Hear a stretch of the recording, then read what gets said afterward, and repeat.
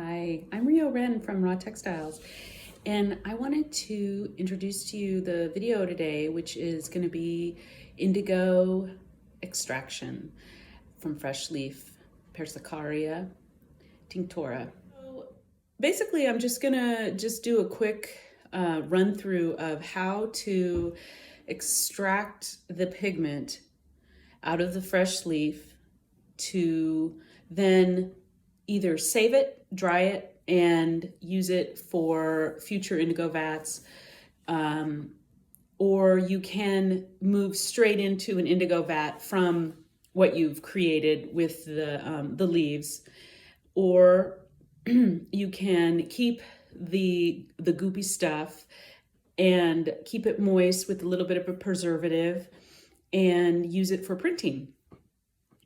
I'm not going to give any direction for those other two things, printing and or indigo vat making, but I am going to be kind of doing a step-by-step about the extraction of the pigment.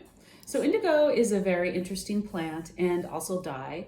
It is not water soluble, as most people know, and so there is the creation of a vat, which is really important in order to get the dye and the fabric to connect.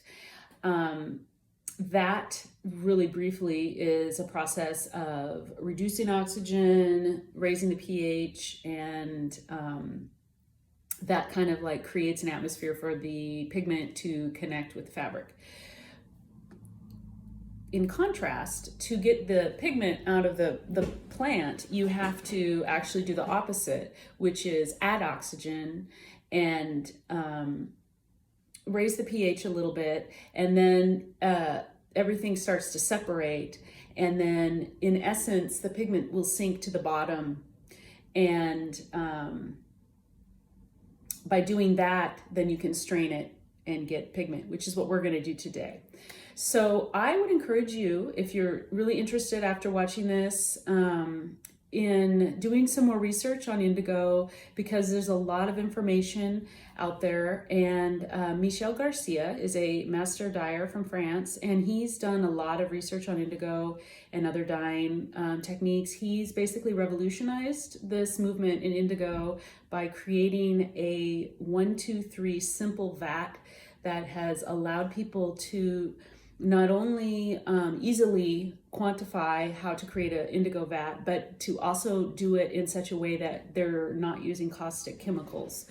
And also there's a group called Fibershed that I recently looked up. They have a huge, well, I'd say multiple page like thesis or whatever that they did research on indigo and the whole idea of production and all the different ways of using it. And I think it's very specific about indigo Persicaria variety.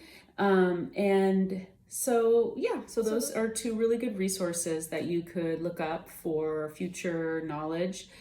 And in the meantime, I am going to share with you my adventure in harvesting fresh leaf, in which I actually was gifted by a friend.